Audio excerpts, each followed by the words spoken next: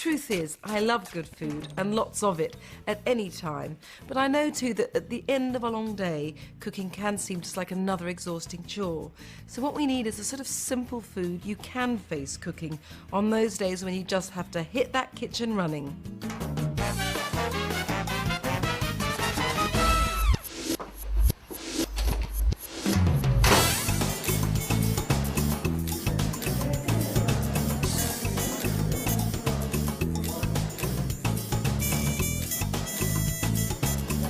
We're doing the shoot for the book. Now, we're day 7, it's a 10-day shoot. We've done so far, I'd say, 80 rolls of film, just about 3,000 pictures. So we're all feeling a bit frazzled, which is why I haven't combed my hair for a week.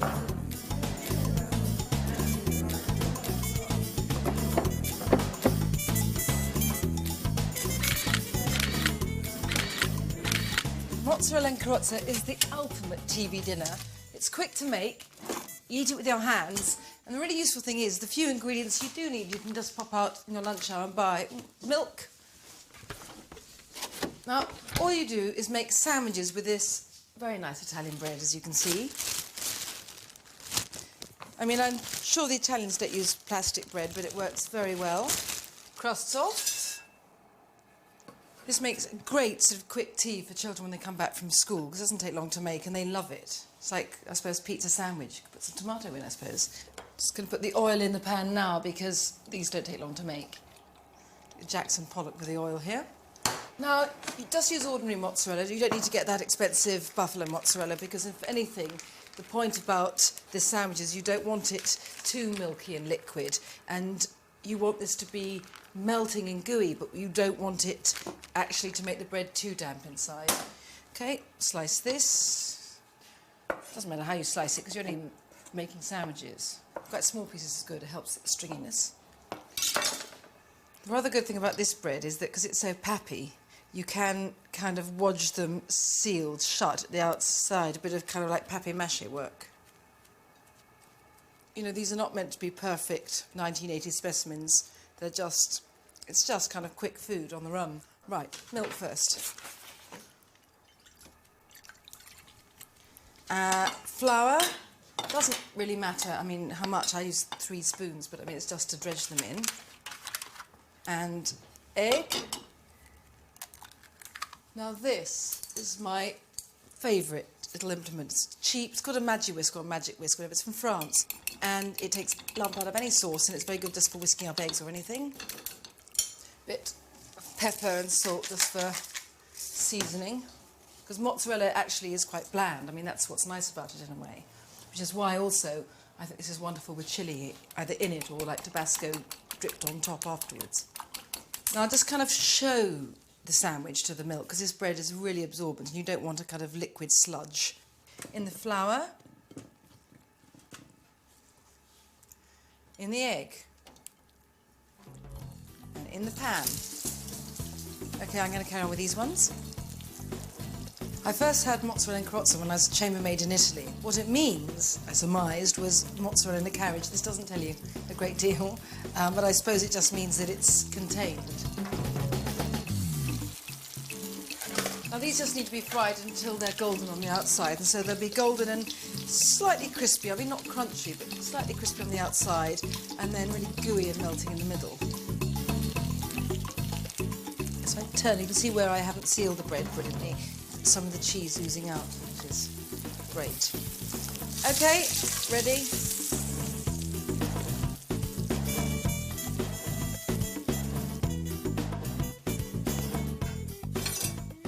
Just cut this in half, and this is what you want. All this kind of melting gooiness, and when it goes into spoons, look, look at that. Cheese-flavoured chewing gum.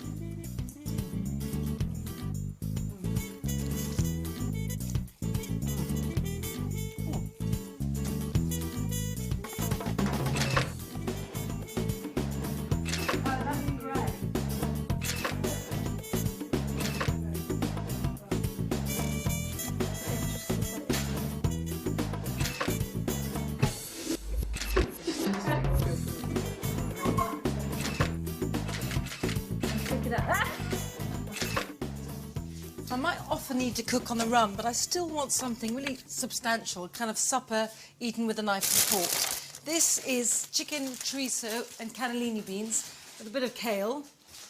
Very quick. Now, one of the reasons I love this, I mean, apart from the taste, is that it's so easily thrown together. 5 minutes from liftoff, I reckon. It's not bad. Okay, a bit of chicken stock concentrate in my simmering water. Look, I know everyone will say you have to make chicken stock from fresh and otherwise it's just despicable. It's not. I like poaching the chicken here, which is to say just cooking it in the simmering water. One, because it's very quick, but also it keeps the chicken incredibly tender. Cannellini beans. Use any beans you want. I like these. My fencing mask. I bought this in New York. I saw it there. I had no idea what it was for. Still don't. Of course I had to have it, even though it meant having to lug it back. Chorizo, which is just Spanish sort of paprika sausage. It used to be difficult to get. It isn't at all now. It's from the supermarket. It's wonderful. It's sort of pearled with fat. Now, because it's cured, you're just warming it through. I don't want to fry it because I don't want to seal the edges, just let everything ooze out. Okay? Bit of oil in the pan, but only a bit, just ordinary oil. This is olive oil, but not extra virgin, because this will give off some fat. And anyway, you don't want a really strong taste because the paprika will give it to you anyway. As I say, it's just warming it through and letting everything just mellow. Beautiful. I love kale. It's so kind of rich and iron heavy, which is sort of perfect with the chicken and the beans quite bland, the paprika's quite hot and the sausage, and then this really, it's almost like a meaty vegetable. So it's really just a bit of plonking about in pans. And now, my fencing mask of beans. Now what happens is the paprika just oozes out of the sausage, just begins to coat some of the beans, which looks beautiful, tastes better. Perfect.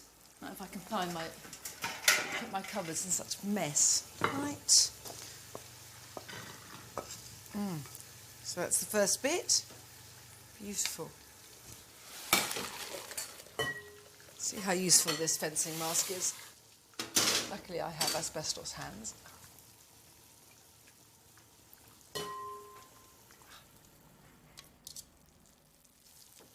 Dish this out. Beautiful, really wonderful and tender. So just the last thing, which is a bit of sweet smoked paprika on top of the chicken, which makes it look beautiful, but also it kind of brings the paprika taste again from the sausage. Although it's not hot, it's just smoky and sweet and earthy and wonderful. Okay, supper.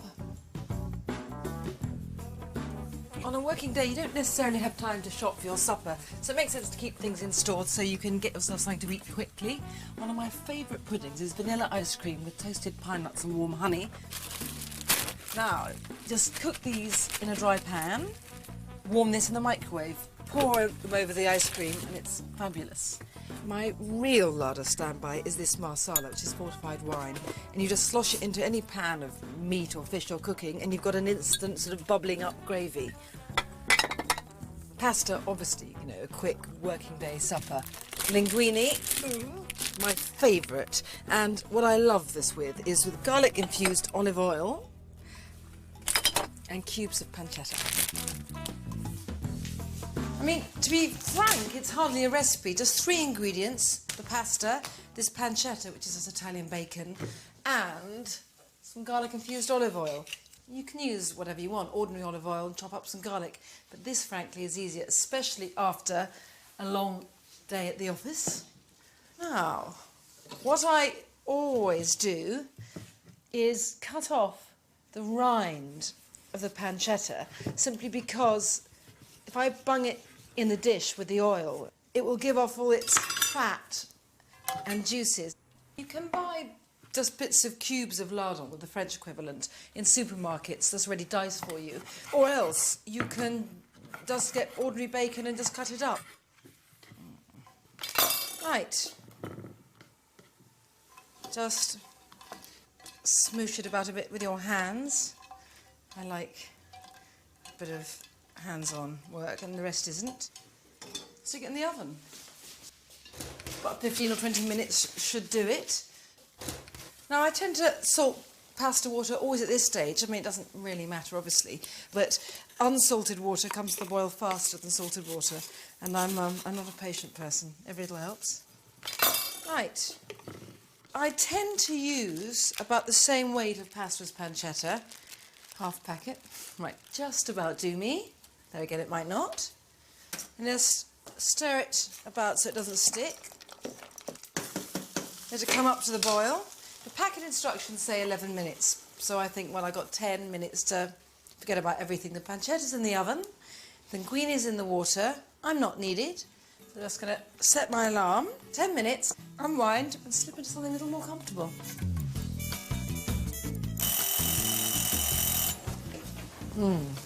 Fabulous. Look at that. Wonderfully bronzed and crisp, but you can still see the pink bits. Just going to take off the fat and rind to eat alone in a private later. And then we'll strain this. And now all you do is bung this in here and just mix it all up so that all those wonderful bacony, salty juices just dress the pasta. You can just see all the pasta darken in the sauce. And I'll just tip it into the bowl.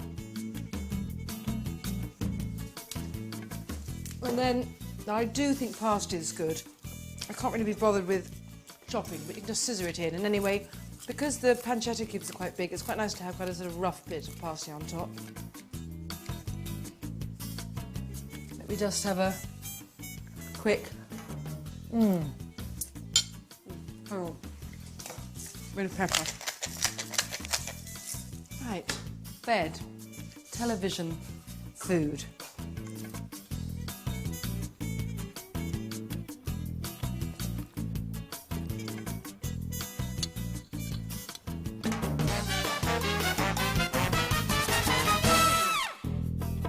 Mimi, Bruno, breakfast ready.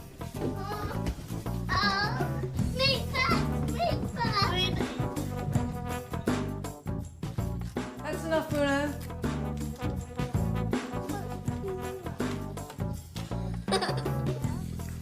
Cooking something at breakfast time, mad though it seems, I promise you isn't about being a kind of deranged superwoman. This is incredibly easy. It's bitter orange ice cream, and all you do is just put zest, juice, sugar, cream, whisk it and put it in the deep freeze, and then when you take it out at the end of the day, you know, you've got your ice cream. I first made this ice cream with Seville oranges, which are incredible because they have the flavour of orange, but that sour intensity of lemon. But the only thing is, you know, they're only available in January, not that useful. So I found by mixing just an ordinary sweet orange and 2 limes means that you get that same sourness and fragrance and hit.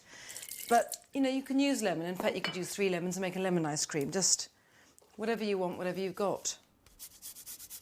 You don't have to be precise about zesting, just, you know, roughly do one. What's really delicious with this bitter orange ice cream is chocolate sauce. Just put, you know, I don't know, a bar of dark chocolate and an equal weight double cream in a saucepan and melt them together. It's just delicious over it. Right, so into the zest and juice. It's about 175 grams of icing sugar, which just dissolves into the acid of the juice. And the really brilliant thing about this is that you don't have to sieve it, and the only kitchen job I really loathe and detest is sieving. Right, big pot of cream.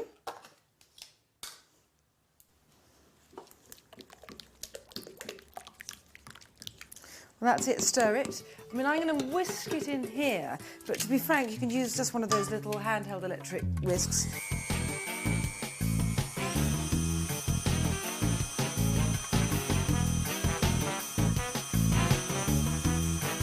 You don't want this really thick, just soft peaks.